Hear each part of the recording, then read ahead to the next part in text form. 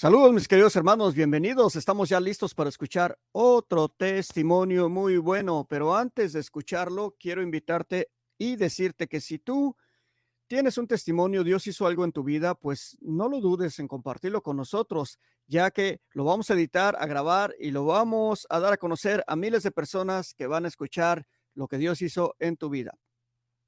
Y bueno, mis hermanos, pues ahora ya estamos listos. Tenemos un testimonio que nos llega de México. Así que en este momento tengo aquí a mi hermanito Israel. ¿Cómo está mi hermano Israel? ¿Qué tal, hermano? Pues estamos muy contentos de poder participar ahora a través de estos medios para compartir, pues, las maravillas que Dios ha hecho en nosotros. Muy bien, mi hermano Israel. Pues antes de comenzar con su testimonio, quisiéramos preguntarle, ¿cuál es su nombre completo? ¿De dónde es usted originario? ¿Y cuántos hermanos tiene? Mi nombre es Israel Merino Vázquez. Soy originario de un pueblo que se llama Chocamán. Está a 2 horas y media del estado de Veracruz, aquí en México. Somos 5 hermanos, somos 4 hombres y una dama, y también soy gemelo, tengo mi hermano gemelo. Ah, muy bien, hermano. Bueno, pues ahora sí, mi hermanito Israel, quisiéramos que nos platicara un poquito de su niñez o adolescencia. ¿Quién era Israel antes de conocer a Jesús y cómo fue su encuentro con el Señor? Adelante, escuchamos su testimonio. Pues mi encuentro con Jesús o mi testimonio es, de chiquito fui un niño enamorado de Dios a través de la Santísima Virgen María, pues mi madre rezaba constantemente el Santo Rosario y tenía alrededor de unos 5 años cuando me quedé acostado en la cama después de rezar el Rosario en familia, y mi madre me miró y me dijo: ¿por qué estás sonriendo? Yo estaba sonriendo así, como enseñando los dientes tipo Luis Miguel, con una sonrisa tan grande, y dice: mamá, ¿por qué estás sonriendo tanto? Le dije: es que acabamos de hablar con Dios, acabamos de hablar con María. Entonces yo me quedé con un gozo impresionante, un gozo que me llenó tanto de esa niñez. Tenía como algunos 5 años. Estaba tan enamorado de Dios, de la Virgen, que yo decía que quería servirle a Dios, entregarle mi vida, pero pasado el tiempo, pues me desvié del camino del Señor. Entonces, pues yo estaba tan enamorado de Dios, marcado desde mi infancia. Por eso es importante que los papás siempre lleven a sus hijos a Jesús. Él mismo dijo: dejen que los niños vengan a mí y no se los impidan. Entonces, el detalle es que mi papá tenía algunos problemas con el vicio del alcoholismo, de las mujeres y de la violencia familiar. También estuvimos marcados por esa situación. Y pues yo, que estaba tan enamorado de Dios, entonces le preguntaba a Dios: si tú me amas tanto, si yo he experimentado tu amor, ¿por qué permites que pase esto en mi familia, en mi vida? ¿Por qué permites que mi papá nos golpee? ¿Por qué permites que mi papá nos insulte?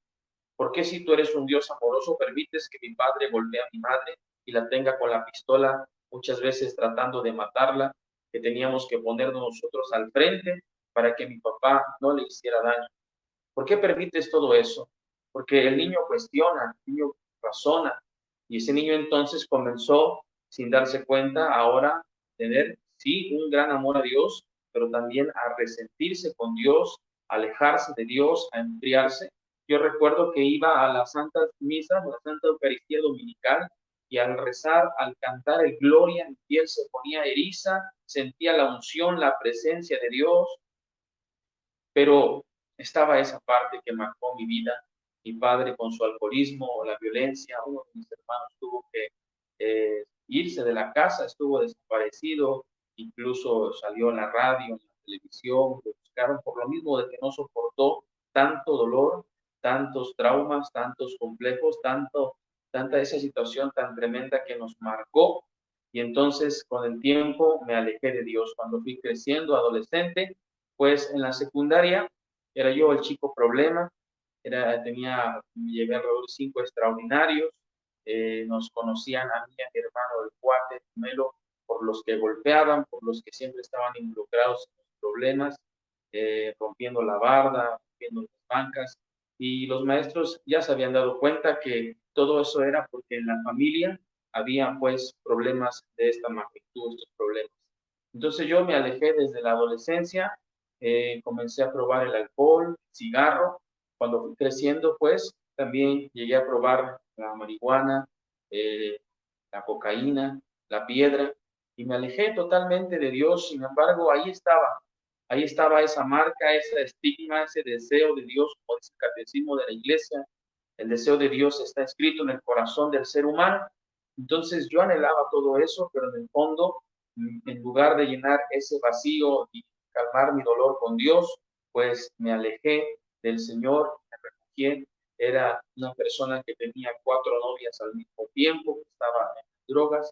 Mi mamá ahora no solamente oraba y lloraba por mi papá, mi mamá, sino que ahora también lloraba por los hijos. En este caso, por mí, lloraba y oraba porque pues nos agarramos a golpes con las personas y tenía que irnos a recoger a veces a los separos, a la cárcel, que ahí estaba su hijo problema, porque como dice el dicho, hijo de tigre, pintito. Y así fue mi vida, muchos años de dolor para mi madre, muchos años de dolor para mi familia, para mí también que me lastimé, y ahí estaba. Pero recuerdo que en una ocasión Dios ya comenzó a trabajar nuevamente en el rescate, porque Dios siempre nos está llamando, pero somos nosotros los que no queremos escuchar su voz, como dice el Salmo 94. Ojalá escuchen hoy su voz.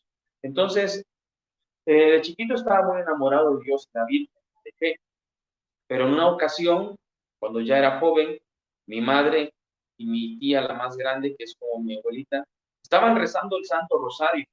Yo pasé y dije, no, eso es para viejitas, eso es para personas que no tienen tiempo. Pero cuando regresé y pasé por donde ellas estaban orando, yo escuché una voz en mi corazón que me decía, ya es tu tiempo de regresar.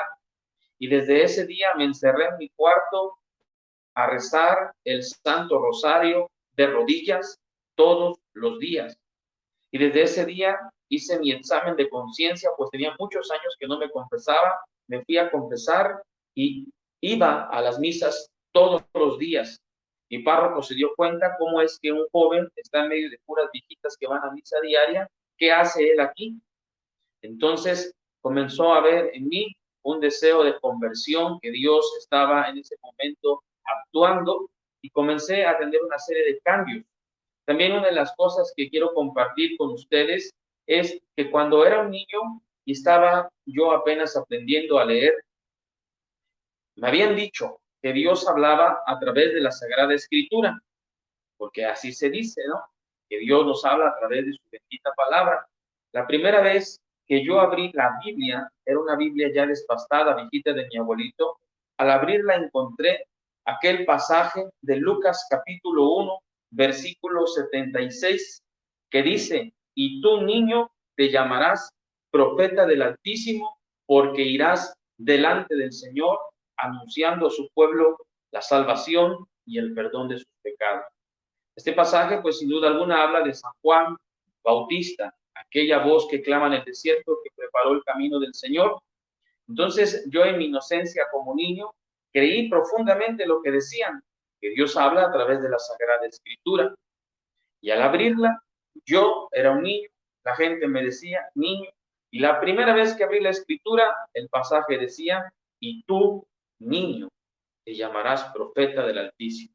En ese momento yo no entendí lo que significaba, pero comprendí que me decía niño, y en ese momento me llené de gozo.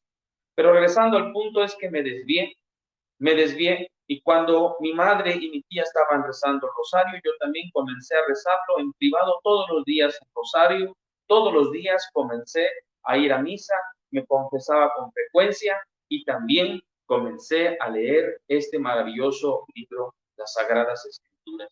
Estoy hablando alrededor de unos 22 años ya, cuando comencé a leer la Sagrada Escritura, Evangelio de Mateo, Evangelio de Marcos, Evangelio de Lucas, Evangelio de San Juan. Para ese entonces yo estaba estudiando la carrera licenciatura en educación básica, pues mi mamá es profesora, y en aquellos tiempos era la costumbre, ¿verdad?, de heredar la plaza a los hijos. Y pues yo dije, pues tienen vacaciones, prestaciones, aguinaldo, sueldo fijo, y pues no sé ni qué hacer con mi vida, pues voy a entrarle, ¿verdad?, a la docencia. Sin embargo, estaba estudiando y sentía que no me llenaba. Algo en mi interior me decía que no era mi vocación, aunque es algo muy sublime y muy grande ser docente. Y en ese momento estudiábamos en la escuela que metodología, que métodos de investigación y otras cosas. Y pues íbamos bien, gracias a Dios, con beca, con buen promedio. Pero en ese momento que nos dieron vacaciones, fueron para reflexionar y dije, esto no me llena. Y comencé a leer la vida de los santos y dije, yo nací para eso. Y comencé a leer la Sagrada Escritura, Mateo, Marcos, Lucas, Juan, una y otra vez, alrededor de unas 7 veces. Mateo, Marcos, Lucas, Juan, carta a los Corintios, Tesalonicenses, Gálatas, etcétera. Comencé a leer, a leer, a leer y dije, yo ahora entiendo, no sé qué me pasa, pero yo sé que nací para esto, para el Evangelio, para predicar. Y comencé a tener una serie de cambios graduales, poco a poco, bueno, intensivos también. Y en ese momento me invitaron a un retiro. Fui a un retiro. Ya por aquí, esta zona, había venido un sacerdote que fue discípulo también del padre Darío Betancourt y del padre Emiliano Tardí. Y vino a estas zonas de Orizaba y aquí en la diócesis de Córdoba. El sacerdote me habían platicado que el sol había danzado, me habían platicado que la gente que iba en silla de ruedas se levantaba, que los mudos hablaban, que los ciegos veían, y se convocaban alrededor de 5,000, 4,000, 10,000 personas. Entonces no me interesaba mucho en realidad eso, solamente decía, pues sí, creo que Dios lo puede hacer. El chiste es que en una ocasión fui a un retiro donde estaba este hombre sin conocerlo. Él quería comenzar a dar su tema, comenzar a predicar, pero algo le impedía. Y en menos de 15 minutos que intentó desarrollar su tema, no pudo y comenzó a decir, Dios trae muchos regalos para esta zona el día de hoy. Dios trae grandes bendiciones para esta zona el día de hoy. No pudo continuar su tema, así que él se bajó y empezó a orar por las personas imponiéndole las manos. Para eso cabe señalar que yo llegué tarde al retiro, llegué como media hora tarde y todo estaba lleno. Pero me senté hasta adelante, como siempre he sido atrevido, le pedí una silla a las monjitas y me senté hasta adelante. Dije, los pasillos están anchos, pues aquí, aunque esté, ¿verdad? Como decimos en México, de salero, aquí estorbando, pero yo me quedo aquí hasta adelante. Y en ese momento era yo el primero de la hilera y estorbando del pasillo, pero cuando el sacerdote se bajó a imponer las manos, en ese momento, toda la gente que estaba a mi izquierda me tapó y tenía yo como unas 30 personas que me estaban obstruyendo ahora el paso. En ese momento, el sacerdote estaba pasando por los pasillos y yo oré de la siguiente manera: Señor, yo no soy digno de pararme, acercarme a este hombre que viene con prodigios, con signos, como un enviado tuyo. Yo me quiero quedar aquí sentado porque no soy digno, Señor, yo soy un pecador. Y en ese momento pasó, tenía yo alrededor de 30 personas a mi lado, cuando de repente pasó el tiempo y sentí que alguien me tocó la cabeza. Estaba sentado, levanté la mirada, me miré, me miró, y en ese momento era el sacerdote que me gritó, sin conocerme él, me gritó, Dios espera mucho más de lo que tú le das. Y en ese momento sus palabras fueron como un látigo que golpearon mi corazón, que me soltó como si me hubiese regañado, pero al mismo tiempo experimenté el amor de Dios. Y después comencé a preguntarme cómo ese hombre que no me conocía me dijo, Dios espera mucho más de lo que tú le das. Dios me conoce, Dios quiere algo de mí, le estoy dando muy poco. ¿Cómo abrió a toda esa gente y llegó a donde yo estaba, ni siquiera parado, sino sentado? Y de ahí mi vida comenzó a cambiar más y más y más. Sí, eso fue en el año 2011. Pero, pues dije, ¿qué querrá Dios de mí? Entonces, yo para esto, pues me metí a dar catecismo. Con las catequistas les pedí que me dieran la oportunidad de pisar, ¿sí? Pero después se vino una fiesta por aquí en el pueblo y me resbalé, caí, sí, me emborraché, caí en el pecado y pues tardé un tiempo para levantarme. Y pasó el otro año, ahora fui nuevamente a un retiro, a vivir un retiro con ese sacerdote en el pueblo de Naranjal, Veracruz. Y ese día fue el 12 de mayo del 2012. en el que nuevamente estaba ese hombre predicando, ese sacerdote con gran fuerza y poder, estaba él predicando, estaba orando, y yo me senté hasta atrás, porque hasta atrás a veces nos sentamos los más pecadores o los que queremos que nadie nos vea, y estaba hasta atrás sentado, y él recuerdo que predicó sobre la mujer hemorroísa que tenía el fluido de sangre de 12 años con esa enfermedad, si tan solo tocara su manto quedaría sanado. Entonces, cuando él comenzó a orar, mi boca se abrió y entró un calor bonito, un aire fresco salía y mi corazón comenzó a palpitar fuerte, fuerte, fuerte, fuerte, fuerte, fuerte.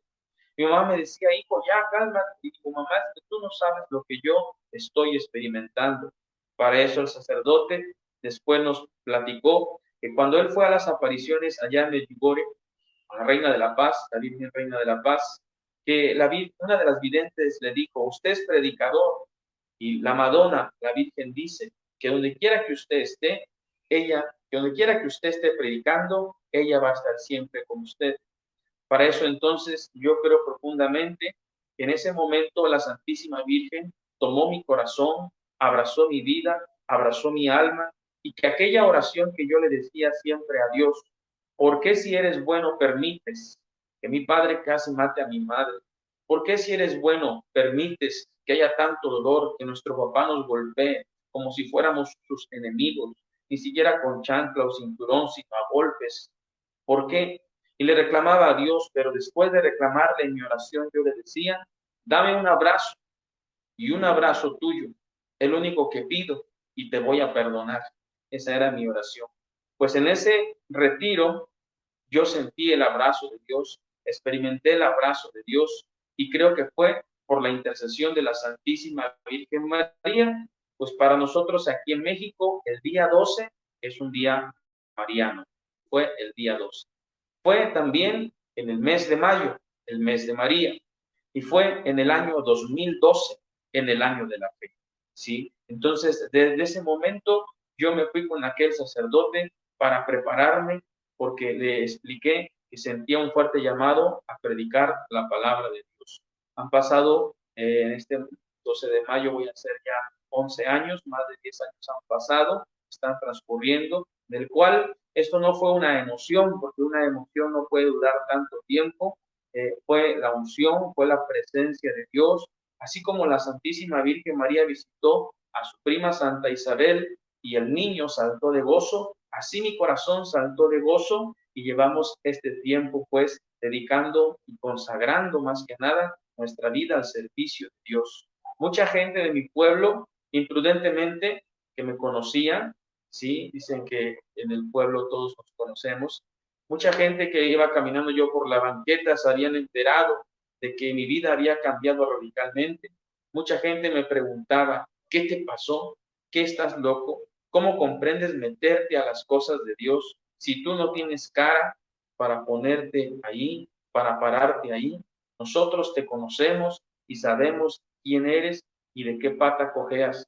Mucha gente me lastimó con sus comentarios, mucha gente me hizo sentir mal, sí, a tal punto que yo pues a veces sí me enojaba, sí me entristecía, pero con el tiempo comprendí que así es el camino del Señor, es un camino de cruz y de gloria y de cruz. Y aquí estamos ahora actualmente en este servicio, somos coordinador de un grupo de evangelización y fundador de una casa de oración que hemos titulado Casa de Asís, en honor a ese gran evangelizador San Francisco de Asís. Regresando un poquito a su pasado, a su niñez, ¿usted recuerda algún momento realmente que se le quedó en la mente acerca de su papá, cómo trataba a su mamá? Nos puede platicar un poquito más acerca de eso? Porque hay muchos jóvenes que están pasando esto, hay muchos hombres que están pasando esto y tienen que ver lo que Dios hace en la vida de las personas. ¿Usted se acuerda algunos momentos difíciles en su casa cuando llegaba? No sé, algún momento. Sí, pues uno de los momentos también es que aquí en nuestro pueblo hay una iglesia, hay unos grupos que son los círculos bíblicos, y un día me dijeron, vamos a llevar la palabra de Dios a tu casa. Para eso, pues uno lo recibe, aquí les comparto un poquito de café y una galleta. Mi papá es de profesión mecánico, y entonces mi papá En ese momento arregló un motor y fue a probarlo con el cliente, pero regresó muy tomado. En ese momento yo le dije a mi hermano, mira, ya desarmé estos 2 volteos, nada más recoge la herramienta porque yo voy a comprar café y galletas para las personas que van a traer la Sagrada Escritura. Mi hermano no hizo caso. Cuando llegó mi papá, estaba demasiado enojado, ¿sí? Demasiado lleno de ira. Ahora entiendo que hay un demonio que ataca a la familia, el Leviatán, es Asmodeo, ¿sí? Y entonces, pues mi papá se transformaba totalmente. En ese momento comenzó a regañarme con grandes insultos, a decirme que por qué la herramienta estaba tirada. Mi papá, mira, ya avancé, ya desarmé los volteos, los carros, pero le dije y no quiso escuchar. Entonces le dije, papá, es que van a traer la Biblia, la palabra de Dios. Y entonces él me insultó con ese insulto que aquí en México decimos del 10 de mayo. Me dijo, vas y tú y la Biblia. En ese momento, pues yo me sentí de mucho dolor porque ahí pues me pude dar cuenta que el demonio en aquel entonces ya incluso podríamos decir que sabía que tenía esa vocación de parte de Dios y atacaba pues las Sagradas Escrituras. Y yo invito a toda la juventud a que, a que tengamos venganza. ¿Cuál es la venganza? La venganza de Dios es el perdón. La venganza de Dios es el amor. Actualmente no puedo decir, como algunas personas, que estamos 100% sanados de todo ese dolor, pero sí puedo decir, como aquellos leprosos del Evangelio, que vamos sanando por el camino. Aún me cuesta visitar a mi padre, aún me cuesta irlo a ver, pero voy para hacer esa obra de caridad, voy para sanar, voy a verlo en el nombre de Jesús, a escucharlo, a cruzar mirada, a darle un abrazo. Y aunque mi corazón, mi alma fue muy dañada, porque nuestro papá, pues Dios lo pone para crearnos, para amarnos, para protegernos, y en ese sentido fue lo contrario, pero pues él solamente fue un reflejo de lo que también vivió con su papá. Por eso invito a la juventud a que rompamos esos patrones de conducta, a que se rompa todos esos males que vienen arrastrando de generación en generación, de vicios y de este tipo de problemas, y se puede con Jesucristo. Amén. Hermano, ahora cuando usted habla con su papá o platica con su papá, ¿cuál es su mentalidad acerca de que usted está predicando la palabra de Dios? ¿Cuál es su forma de ver esto de él?